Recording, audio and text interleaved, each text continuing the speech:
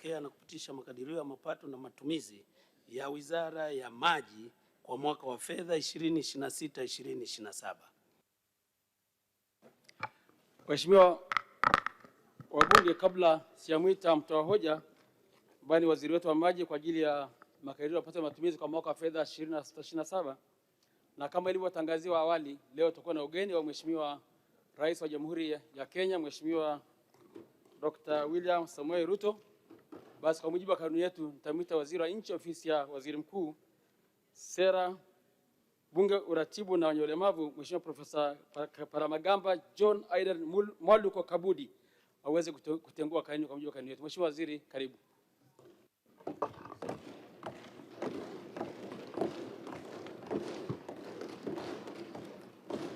Mheshimiwa Naibu Spika, naomba kutoa hoja ya kutengua kanuni za Bunge chini ya kanuni ya 177 fasili ya kwanza ya kanuni za kudumu za Bunge za mwaka 2025. Kwa kuwa leo tarehe 5 Mei mwaka 2026, katika mkutano huu wa tatu wa Bunge unaoendelea, Bunge letu linategemea kupokea ugeni wa Rais wa Jamhuri ya Kenya, Mheshimiwa Dr. William Kipchirchir Samoei Arap Ruto, Chief of the Order of the Golden Heart, CGH, Chief of the Order of Burning Spear, CBS, ambaye atalihutubia Bunge. Na kwa kuwa ili Mheshimiwa Rais wa Jamhuri ya Kenya aweze kulihutubia Bunge, ni lazima kanuni zitenguliwe kumruhusu kuingia na kukaa ndani ya ukumbi wa Bunge katika sehemu itakayoandaliwa kwa ajili ya kutoa hotuba. Kwa hiyo basi, kwa mujibu wa kanuni ya 177 fasili ya kwanza ya kanuni za kudumu za Bunge za mwaka 2025, Bunge linaazimia kanuni ya 163F na kanuni ya 164 fasili ya kwanza, ambazo kwa ujumla wake zinaelekeza kwamba wageni wanaoruhusiwa kuingia bungeni wataketi maeneo maalum yaliyotengwa kwa ajili yao, zitenguliwe na badala yake Mheshimiwa Rais wa Jamhuri ya Kenya aruhusiwe kuingia na kukaa sehemu atakayopangiwa ndani ya ukumbi wa Bunge kwa ajili ya kutoa hotuba. Mheshimiwa Naibu Spika, naomba kutoa hoja. Asante Mheshimiwa Bunge, hoja imetolewa na imeungwa mkono. Sasa nitoa hoja kwa mujibu wa kanuni zetu. Wabunge wanaoafiki hoja hiyo waseme ndio. Wasioafiki waseme sio. Naamini walioafiki wameshinda.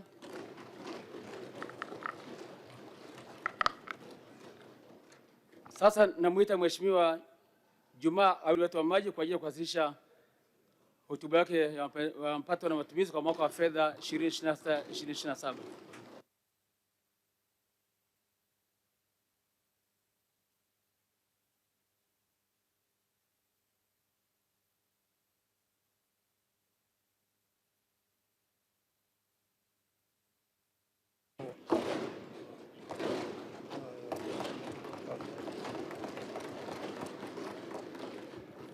Mheshimiwa wabunge, nawashukuru sana, asanteni sana.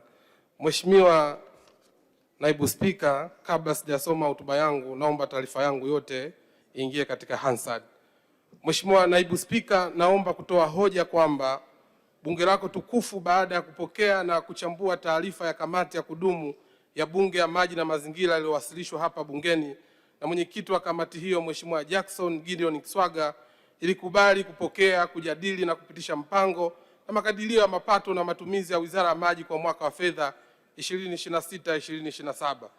Mheshimiwa Naibu Spika, awali ya yote nianze kwa kumshukuru Mwenyezi Mungu mwingi wa rehema na muweza wa yote kwa kutujalia afya njema na kutuwezesha kukutana hapa siku ya leo kujadili makadirio ya mapato na matumizi ya Wizara ya Maji.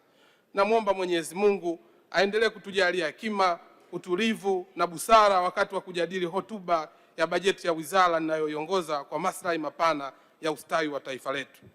Mheshimiwa Naibu Spika, naomba nitumie fursa hii kumpongeza Mheshimiwa Daktari Samia Suluhu Hassan, Rais wa Jamhuri ya Muungano wa Tanzania, kwa kuaminiwa na kuchaguliwa kuiongoza Jamhuri ya Muungano wa Tanzania na kwa uongozi wake thabiti unaoendelea kuleta mageuzi makubwa katika sekta ya maji. Sisi Wizara ya Maji katika siku 100 za kwanza za Mheshimiwa Rais ofisini tumepata mafanikio makubwa sana. Kati ya mafanikio hayo, Moja ni kukamilika upembuzi yakinifu ya kuyatoa maji ziwa Victoria kuja katika jiji la Dodoma na kupitia katika mkoa wa Singida. Lakini pia kumpata mhandisi mshauri kwa ajili ya kuyatoa maji ya ziwa Tanganyika kwa ajili ya mikoa ya Katavi, Rukwa mpaka Kigoma. Lakini pia tumeweza kusaini mradi mkubwa wa zaidi ya bilioni 220 kwa ajili wa mji wa Morogoro. Lakini pia tumepata malipo ya awali ya zaidi ya bilioni 4.5 kwa ajili ya kuanza mradi mkubwa wa kuhakikisha tunatoa maji mto Momba na kupeleka katika mji wa Tunduma, Momba yenyewe, Vwawa mpaka Mloo, katika kuhakikisha wananchi hao wanapata huduma maji safi na salama. Lakini pia katika kuondokana na ubambikizaji wa bili za maji, tumekushaanza utekelezaji wa ufungaji wa prepaid meter, kwa maana ya mita za ruku za maji, ili kuhakikisha kwamba tunaondokana na mabambikizi ya bili za maji. Mheshimiwa Naibu Spika, nitumie nafasi hii pia kumpongeza Mheshimiwa Balozi Dr. Emmanuel Nchimbi, Makamu wa Rais wa Jamhuri ya Muungano wa Tanzania, kwa kazi kubwa anayoifanya ya kumsaidia Mheshimiwa Rais katika kutimiza majukumu yake. Lakini kwa namna ya kipekee vile vile nimpongeze Mheshimiwa Daktari Mwigulu Lameck Nchemba, mbunge, kwa kuteuliwa na kuthibitishwa na bunge lako tukufu kuwa Waziri Mkuu wa Jamhuri ya Muungano wa Tanzania. Sote tumeshuhudia kasi ya uchapakazi wake katika kusimamia uwajibikaji kwa watumishi wa umma ili kuhakikisha wananchi wanahudumiwa kikamilifu. Aidha, ninampongeza kwa hotuba yake nzuri aliyowasilisha hapa bungeni, ambayo imeonyesha dira na mwongozo wa utekelezaji wa shughuli za serikali katika mwaka ujao wa fedha. Mheshimiwa Naibu Spika, hakika nimpongeze sana Mheshimiwa Waziri Mkuu. Nimeshiriki katika ziara yake katika maeneo mbalimbali. Hakika kazi ambayo anaifanya inaleta tabasamu kwa wananchi mbalimbali katika maeneo, katika kuhakikisha anatatua matatizo.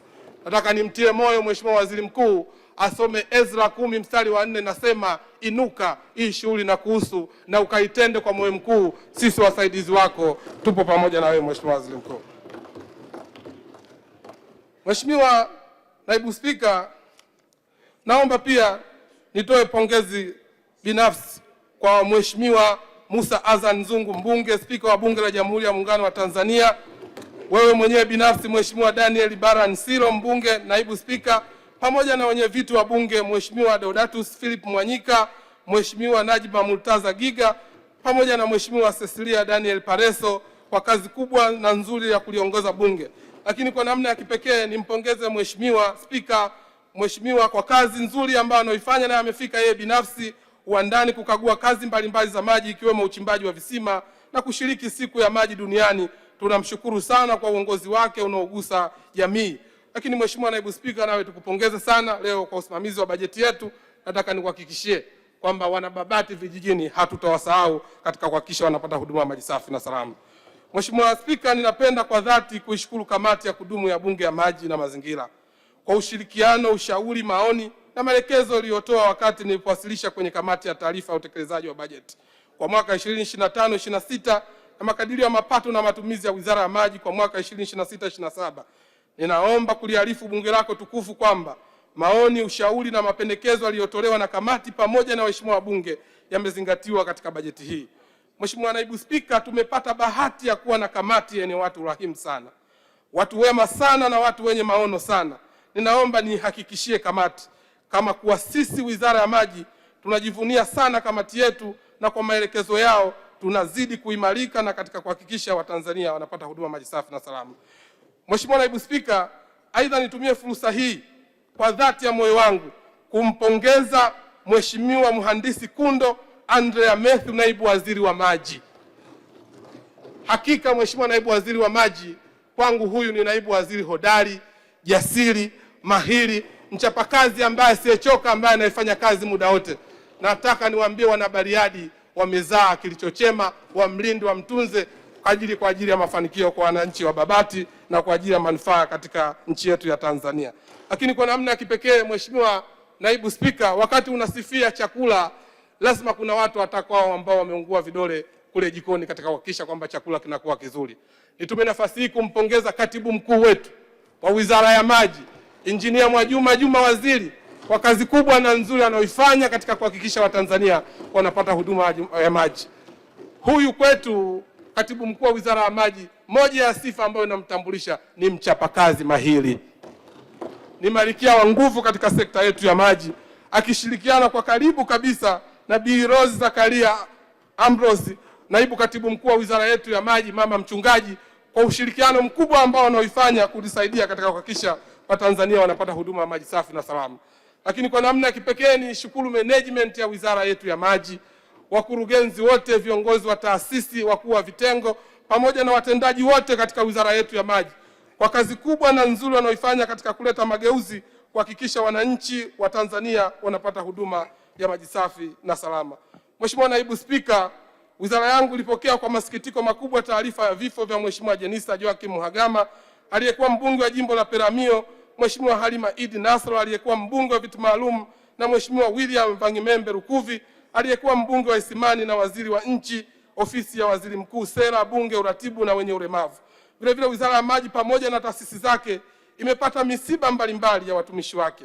Hivyo ninatoa pole kwako, bunge lako tukufu, wizara ya maji, familia za marehemu na ndugu na wananchi kufuatia vifo hivyo. Mwenyezi Mungu azilaze roho za marehemu mahala pema peponi. Amin.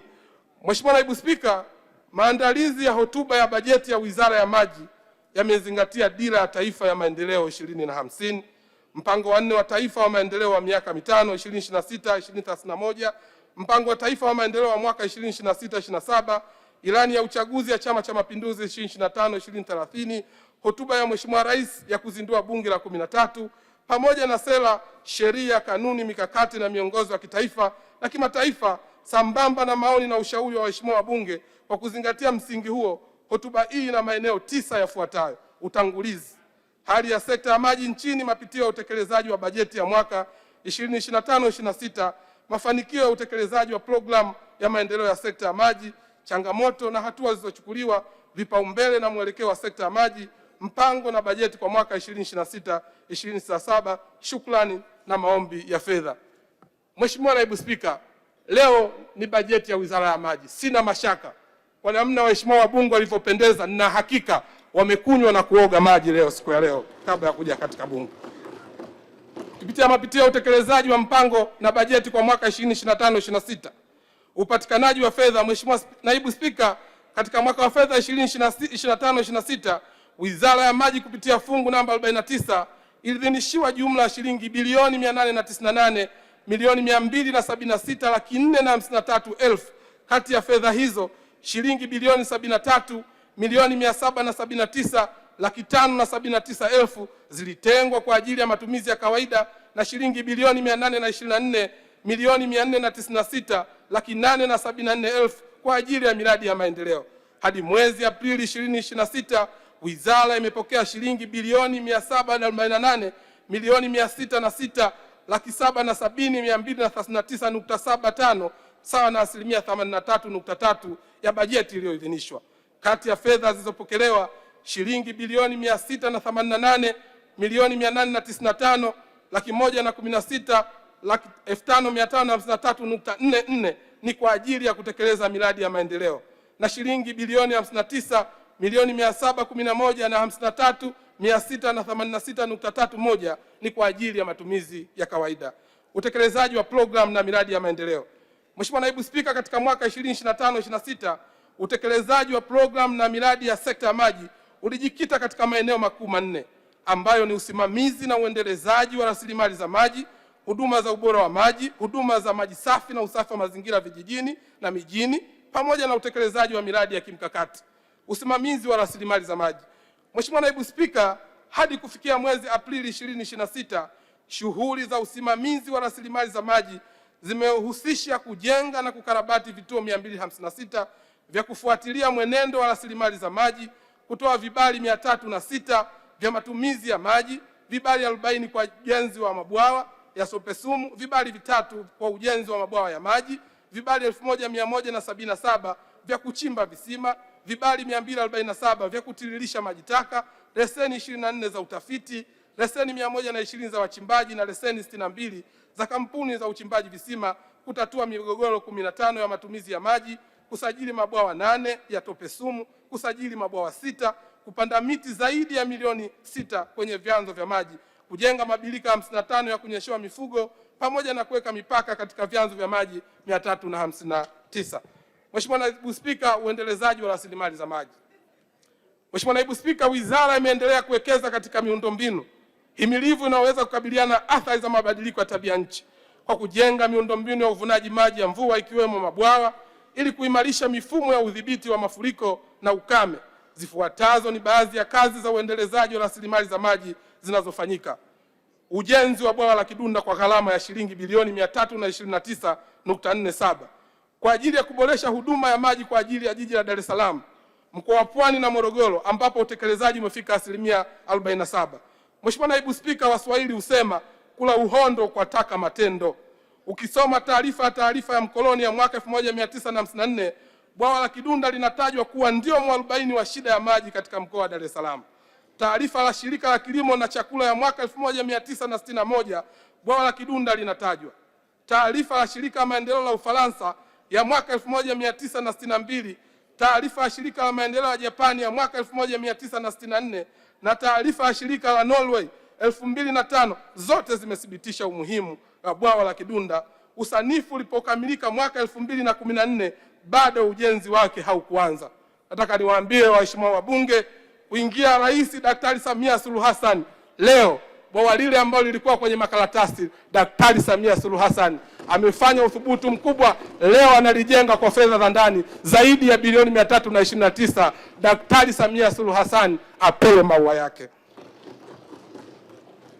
Mheshimiwa Naibu Spika, miaka 68 baadaye, Rais Daktari Samia Suluhu Hassan anajenga bwawa la Kidunda tena kwa fedha za ndani na kuwa suluhu ya maji ya Dar es Salaam, Pwani, katika majimbo 18 ya Ilala, Segerea, Ukonga, Kivule, Temeke, Mbagala, Chamanzi, Kigamboni, Ubungo, Kibamba, Kinondoni, Kawe, Mkulanga, Kibaha mjini, Kibaha vijijini, Kisalawe, Chalinze na Bagamoyo na maeneo ya mkoa wa Morogoro. Rais Daktari Samia Suluhu Hassan anatekeleza mipango hii kwa vitendo. Mheshimiwa Naibu Spika, kupatikana kwa mkandarasi wa ujenzi wa bwawa la Falkwa. Mheshimiwa Naibu Spika, bwawa hili linagharimu zaidi ya shilingi bilioni 312 kwa ajili ya kuboresha huduma ya maji katika jiji la Dodoma na wilaya za Chamwino, Bahi na Chemba. Mheshimiwa Naibu Spika, kimya kingi kina mshindo. Wazo la kujengwa kwa bwawa la Falkwa kwa ajili ya mkoa wa Dodoma ni wa mwaka 1973. Leo baada ya miaka 50, yani nusu karne, Mheshimiwa Rais Daktari Samia Suluhu Hassan anajengwa bwawa hilo. Nataka nimhakikishie dada yangu Mheshimiwa Kunti Majala amekuwa akijenga hoja kubwa sana katika bunge hili. Nataka nimwambie na kumtia moyo. Wafilipo 4:13 nasema na wawezao yote mambo yote kwa yeye anitiaye nguvu. Daktari Samia Suluhu Hassan ameweza, na baada ya bunge hili tunakwenda kusaini mradi ule kwa ajili ya ujenzi wa bwawa hili la Kidunda. Mheshimiwa Naibu Spika, kukamilisha ujenzi wa mabwawa 11 ya Kidaha Baby Hegi, Hanang, Malambo na Sweet Sambu Ngorongoro, Bugarama na Mama Mashindike Maswa, Nsekwa Mlele, Kizengi Uyui, Chikopelo, Bahi, Itaswi Kondoa, Sengenya na Nyumbu, Langai Simanjiro na Lipluko Monduli. Mheshimiwa Naibu Spika, hizi ni mvua za rasharasha. Mabwawa yanaendelea kujengwa ni 33 na yaliyosanifiwa ni zaidi ya 71 nchi nzima. Naomba kuungana na Chama cha Mapinduzi kusema kazi na utu, tunasonga mbele. Mheshimiwa Naibu Spika, huduma za ubora wa maji. Mheshimiwa Naibu Spika, ili kuhakikisha kuwa maji ni salama katika mwaka 2025-26, shughuli za huduma za ubora wa maji zimejumuisha uchunguzi wa vyanzo 424, uhakiki wa skimu 690 za maji vijijini na mitandao 351 ya maji mijini, kuzijengea uwezo maabara 17 za ubora wa maji na kudumisha ithibati za maabara 7 za kimataifa, kuhakiki sampuli 61 za madawa ya kusafisha na kutibu maji mijini na skimu za usambazaji maji vijijini, pamoja na kukusanya na kuchunguza sampuli 123 kutoka kwenye mifumo 84 ya kusafisha maji taka. Mheshimiwa Naibu Spika, huduma za usambazaji maji safi na usafi wa mazingira vijijini. Mheshimiwa Naibu Spika, katika kuboresha huduma ya maji vijijini, miradi 56 yenye jumla ya vituo vya kuchotea maji 928 imekamilika na inahudumia wananchi wapatao 490,600. Kukamilika kwa miradi hiyo kumeongeza upatikanaji wa huduma ya maji vijijini kutoka 83.1 mwezi Desemba 2024 hadi 85.2 mwezi Desemba 2025. Aidha, serikali inaendelea na ukamilishaji wa miradi 856 ambayo ipo katika hatua mbalimbali za utekelezaji. Baadhi ya miradi inayoendelea na utekelezaji katika kanda mbalimbali nchini ni kama ifuatavyo: kanda ya Nyanda za Juu Kusini, mradi wa Ihalimba, Ifwagi na Ikongosi Iringa unaotekelezwa kwa gharama ya shilingi bilioni 41.15 utanufaisha wananchi zaidi ya 39,491 katika vijiji 15. Kanda ya Kusini, mradi wa kutoa maji mto Nyangao kwenda wilaya za Ruangwa na Chingwea na Lindi unaotekelezwa kwa gharama ya shilingi bilioni 119.56 na utanufaisha wananchi 130,000 katika vijiji 56. Wananchi wa majimbo ya Ruangwa na Chingwea, Mtama kwa kaka yangu Nape na Lindi, jiandaeni kupokea mradi wenu. Mheshimiwa Naibu Spika, kanda ya Kaskazini, kuendelea kwa utekelezaji wa mradi wa maji Mkinga Horohoro Tanga kwa gharama ya shilingi bilioni 35.9 utakaonufaisha wananchi zaidi ya 74,795 katika vijiji 37, na mradi wa Dambia Haidom Mbulu unaogharimu zaidi ya shilingi bilioni 1.21 utakaonufaisha wananchi zaidi ya 133,737 katika vijiji 21. Vile vile mradi wa upanduzi wa mtandao wa maji kutoka jiji la Arusha kwenda Nanja wilayani Monduli unaotekelezwa kwa gharama ya zaidi ya bilioni 20.32 utakaonufaisha wananchi zaidi ya 34,000 katika vijiji 13. Lakini pia mradi wa Migeli kule Ngorongoro ambao tutausimamia kuhakikisha wananchi hawa wanapata huduma maji safi na salama. Katika kanda ya Mashariki, mradi wa Diburuma Songe unatekelezwa katika wilaya ya Kilindi, Mvomero na Gairo kwa shilingi zaidi ya bilioni 22.96 utakaonufaisha wananchi 75,224 katika vijiji 30. Mradi wa usambazaji maji Morong'anya katika vijiji vya Kibuko, Mkuyuni, Kalundwa, Kivumo, Madamu, Kibwaya, Kikundi, Kungwe, Lukonde, Mhamkola, Lubungo, Mikese, Masei, Ugwata, Kibwaya, Kinonko, Tandai, Ruholole, Ulueni, Changa, Mwalazi wenye thamani ya zaidi ya bilioni 23.18 na unanufaisha watu zaidi ya 52,000. Katika kanda ya Ziwa, utekelezaji wa mradi wa maji Ukiruguru Sumve na Koromije katika wilaya ya Misungwi, Kuimba na mkoani Mwanza kwa gharama ya shilingi bilioni 32.76. Lakini ipo miradi mbalimbali inayoendelea Bunda kwa dada yangu Esther Bulaya mbunge jembe la kazi, lakini kwa kaka yangu Gitele mpaka kwa Kangi Ugola huko katika kuhakikisha wananchi wa Bunda wanapata huduma maji safi na salama. Katika kanda ya Magharibi, utekelezaji wa kuyatoa maji kutoka bomba kuu la Kahama kwenda wilaya ya Ushetu kwa gharama ya shilingi bilioni 44.27 utanufaisha wananchi 234,455 katika vijiji 54. Kanda ya Kati, ujenzi wa mradi wa maji wa Pwaga, Mungui, Maswala na Itende wilayani Mpwapwa kwenye thamani ya zaidi ya shilingi bilioni 4,303,281 na unahudumia watu zaidi ya 13,536. Mheshimiwa Naibu Spika, naomba niseme hawa ni wakandarasi wa ndani na hizi ni fedha za ndani ambazo zimetolewa na Rais Daktari Samia Suluhu Hassan. Mheshimiwa wabunge, Mheshimiwa Rais Daktari Samia Suluhu Hassan anaweka tabasamu kwa hawa wananchi. Mheshimiwa Rais apewe maua yake. Mheshimiwa Naibu Spika, miradi ya vijijini sasa inaunganisha vijiji vingi kwa pamoja, yani mini grids. Naamini kila mbunge hapa ametokea kijijini. Hata kama umezaliwa hospitali ya Mnazi Mmoja Dar es Salaam, bado una uhusiano wa kijiji fulani. Hivyo miradi ya maji vijijini inatuhusu sote, kwa kuwa kidole kimoja hakivunji chawa. Twendeni pamoja kumaliza shida ya maji vijijini. Mheshimiwa Naibu Spika, katika kuhakikisha huduma za maji vijijini zinakuwa endelevu, wizara imeendelea kuvisajili, kuvijengea uwezo na kuviunganisha vyombo vya watumiaji maji ngazi ya jamii, yani CBUSOs, kwenye mifumo rasmi ya usimamizi wa mapato. Hadi Aprili 2026, jumla ya CBUSO 918 zilisajiliwa na zimeajiri wataalamu 6,728. Hii inathibitisha kuwa maji ni ajira. Aidha, CBUSO 914 zimeunganishwa na mfumo wa GEPG, hatua inayoongeza uwazi na nidhamu kwenye matumizi ya fedha ili kuhakikisha uendelevu wa miradi hiyo. Ndio maana CBUSO wanasema maji majumbani, fedha benki. Mheshimiwa Naibu Spika, niwaelekeze RUWASA na CBUSOs kuimarisha huduma za maji. Sio CBUSO imejengewa mradi wa zaidi ya bilioni na maduhuli na kusanya, alafu watu wanakosa huduma ya maji kwa sababu ya luku imeisha au kipuli cha pampu kimekufa. CBUSO zina wafundi na zina fedha, huduma za maji ziwe endelevu na wananchi waendelee kupata huduma ya maji safi na salama. Mheshimiwa Naibu Spika, huduma za maji na usafi wa mazingira mijini. Mheshimiwa Naibu Spika, hali ya huduma ya maji mijini imeendelea kuimarika kupitia utekelezaji wa miradi 226 iliyopangwa mwaka 2025-26 hadi Aprili 2026, miradi 12 imekamilika na miradi 214 ipo katika hatua mbalimbali za utekelezaji.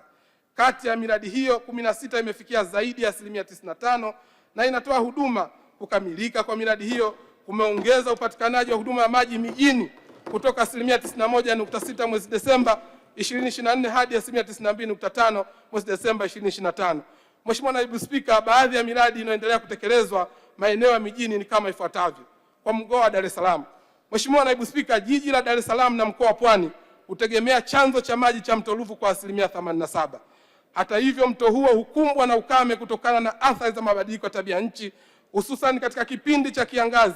Hatua za muda mrefu za kutatua changamoto hiyo ni ujenzi wa bwawa la Kidunda litakalowezesha mto Ruvu kuwa na uhakika wa maji ya kutosha kipindi chote cha kiangazi, na hatua za muda mfupi ni uchimbaji wa visima 17 vimekamilika. Maeneo yanayonufaika ni katika jimbo la Ilala, jimbo la Segerea, jimbo la Chamazi, jimbo la Kivule, jimbo la Bagamoyo na jimbo la Kibaha. Nataka nimtoe hofu dada yangu Agnesta, baada ya bunge nitafanya ziara maalum katika mkoa wa Dar es Salaam pamoja na maeneo ya Kibamba kwa Mheshimiwa mbunge Mzungu, dada yangu Angela Kairuki, katika kuhakikisha wananchi hao wanapata huduma ya maji safi na salama. Aidha, kazi mbalimbali za kuimarisha huduma ya maji zinaendelea za kuboresha huduma ya maji katika maeneo ya Mbezi Luis, Mbezi Msakuzi, Msumi, King'ong'o, Golani, Salanga, Ukombozi, Kisukulu, Msumi, Golani, Msakuzi na Mpiji Magohe.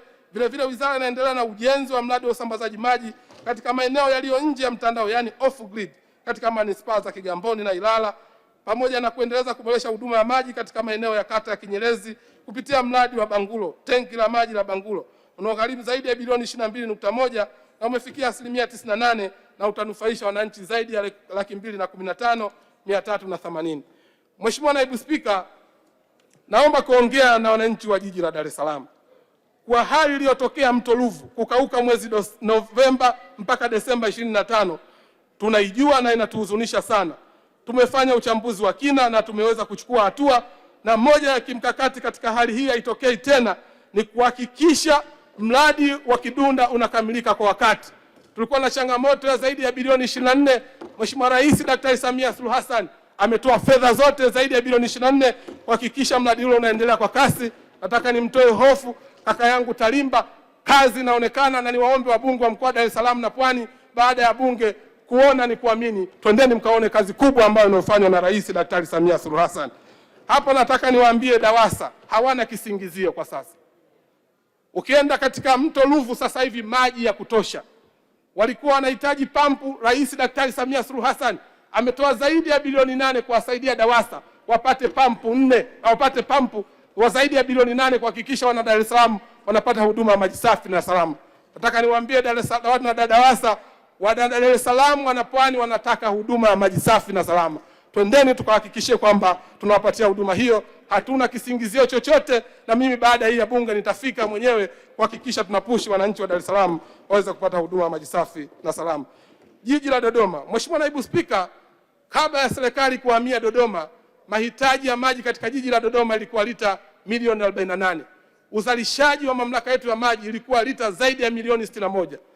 Nini maana yake? Tulikuwa na maji mengi kuliko mahitaji. Lakini baada ya serikali kuhamia Dodoma, leo mahitaji ya maji katika jiji la Dodoma ni zaidi ya lita milioni 150. Mahitaji yamekuwa makubwa, ingawa uzalishaji wetu leo tuna zaidi ya lita milioni 88. Hapa tuna upungufu. Lakini kuna kazi ambayo inaendelea kupitia mamlaka yetu ya maji DUWASA, zaidi ya bilioni 51 ambao ni maji ya mradi wa maji Nzuguni phase 2, Nala phase 2, Zuzu Kisaswa, Njedengwa, mradi wa kuboresha maji chuo kikuu cha Dodoma, hospitali ya Benjamin Mkapa na mradi wa maji katika mji wa serikali.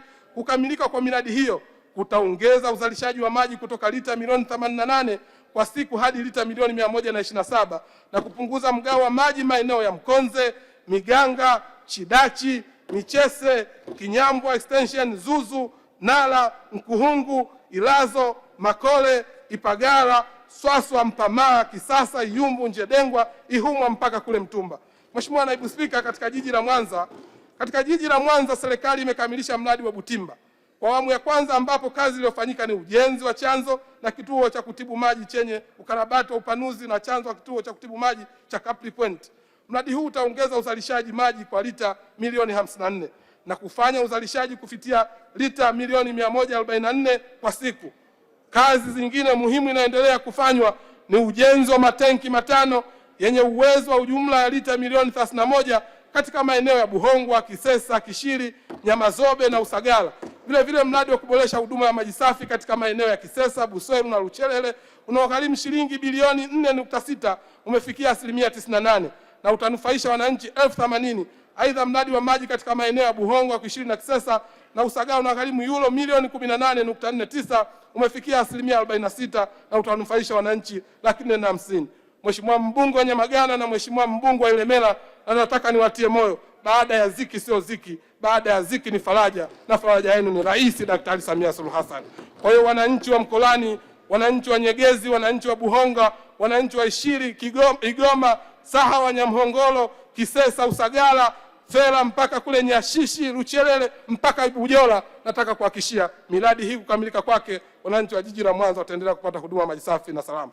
Mkoa wa Arusha, jiji la Arusha lina maji ya kutosha, ila kuna sehemu ya huduma ambayo sasa hivi tunaenda kuyafikia, ambapo serikali inapanua huduma ya maji katika maeneo ya Nyangala Mtoni juu, Ngala Mtoni chini, Murieti, Terat, Safari Site, Moshono na Kisaraini kwa gharama ya shilingi bilioni 38. Vile vile utekelezaji wa mradi wa gharama ya shilingi ya kuboresha huduma ya maji safi katika mji wa Mererani unaogharimu shahidi ya bilioni 4.4 utakaonufaisha wananchi 57,000, na mradi wa Sinya na Manga wilayani Longido unagharimu shilingi bilioni 13.5 utakaonufaisha wananchi 37,000 unaoendelea. Katika mkoa wa Simiyu, mradi wa kukabiliana na athari za mabadiliko ya tabia nchi katika mkoa wa Simiyu utakaonufaisha wananchi wilaya za Bariadi, Busega na Itilima pamoja na vijiji 103 vilivyoko pembezoni mwa bomba kuu la maji wenye thamani ya zaidi ya shilingi bilioni 440 na utanufaisha watu zaidi ya 495,000. Kwa kuwa safari moja huanzisha nyingine, nataka niwahakikishie wananchi wa Maswa pamoja na Meatu na maeneo mengine, tutakwenda katika fezi zingine kuhakikisha wananchi hao wanapata huduma ya maji safi na salama. Huu ni mradi mkubwa na fedha hizi zimetafutwa na Rais Daktari Samia Suluhu Hassan. Sisi viongozi nikishirikiana na naibu waziri tutausimamia na kufuatilia kuhakikisha mradi huu unakamilika, wana Meatu na Maswa nao waweze kupata huduma ya maji safi na salama. Katika mkoa wa Songwe, utekelezaji wa mradi wa upanuzi wa mtandao wa maji ya kutoa maji kutoka mto Momba hadi kuhakikisha maji yanakwenda katika mji wa Tunduma, Vomlo, advance payment kama nilivyoeleza zaidi ya bilioni 4.5 zimekishatolewa na Mheshimiwa Rais Daktari Samia Suluhu Hassan katika kuhakikisha wananchi hawa wa Momba, Tunduma, Vomlo wanapata huduma ya maji safi na salama. Mheshimiwa Naibu Spika, miji 28. Utekelezaji wa mradi wa miji 28 wa gharama ya shilingi trilioni 1.58 upo katika hatua mbalimbali. Serikali ya Rais Daktari Samia Suluhu Hassan inapeleka tabasamu katika miji ya Handeni, Korogwe, Muheza, Pangani, Kilwa Masoko, Ifakara, Rujewa, Chunya, Njombe, Makambako, Wanging'ombe, Kiomboi, Singida, Manyoni, Mugumu, Chemba, Chamwino, Kasulu, Mpanda, Sikonge, Urambo kwa Mama Sita, Kaliua, Karagwe, Chato, Geita, Tarime mpaka Songea. Kutoka Mwanza hadi Sikonge ni zaidi ya kilomita 400, lakini kupitia mradi wa miji 28 umbali sio hoja. Sikonge leo wanakunywa maji ya Ziwa Victoria. Waheshimiwa wabunge wa majimbo haya, kama kuna zawadi ya kumpatia Rais Daktari Samia Suluhu Hassan kwa kazi kubwa anayoifanya, basi ni kuendelea kumwombea dua Mheshimiwa Rais apewe maua yake. Mheshimiwa Naibu Spika, ninapenda kutoa maelekezo kwa mamlaka za maji na kwa RUWASA kwa miradi yote mikubwa inayohudumia maeneo makubwa, watu wa kwanza kunufaika wawe wanaoishi karibu na chanzo wanaopitiwa na bomba kuu. Mheshimiwa Naibu Spika, tumeshuhudia baadhi ya maeneo nakuta mradi unajengwa mkubwa katika chanzo, lakini wale wanaishi katika eneo lile hawapati huduma maji safi na salama. Nataka niwaambie watendaji wa mamlaka zetu za maji kwamba unapokuwa karibu na waridi unapaswa unukie. Watu wa kwanza wanatakiwa wale ambao wenye chanzo katika kuhakikisha wanapata huduma maji safi na salama. Mheshimiwa Naibu Spika, huduma ya maji safi na usafi wa mazingira, yani maji taka. Mheshimiwa Naibu Spika, maji ni uhai na usafi wa mazingira ni ustaarabu. Kwa kuzingatia hilo, serikali imeendelea kuimarisha huduma za usafi wa mazingira mijini kwa kupanua miundombinu wa maji taka na kuimarisha huduma za uondoshaji maji taka kwa magari maalum ili kudhibiti umwagaji holela, kulinda afya ya jamii, vyanzo vya maji na mazingira hadi Aprili 2026 urefu wa mtandao wa maji taka umeongezeka kutoka kilomita 1513 hadi 1598 na maunganisho ya wateja kuongezeka kutoka 60,173 hadi 61,313 ili kufanya huduma ya usafi wa mazingira kuwa sehemu muhimu ya maendeleo ya miji. Serikali inaendelea kutekeleza miradi 26 ikiwemo mtambo wa kuchakata maji taka Mbezi Beach, Dar es Salaam wenye thamani ya zaidi ya bilioni 70.7 na mabwawa ya kutibu maji taka katika mji wa Babati yenye thamani ya zaidi ya bilioni 6.9. Mheshimiwa Naibu Spika, sarafu ina pande mbili. Hivyo kuanzia sasa kila kwenye mradi mkubwa wa maji utakuwa na sehemu ya usafi wa mazingira, yani maji taka. Maelezo ya kina kuhusu programu na mradi inayotekelezwa yanapatikana katika ukurasa wa 12 mpaka 95 wa kitabu cha hotuba.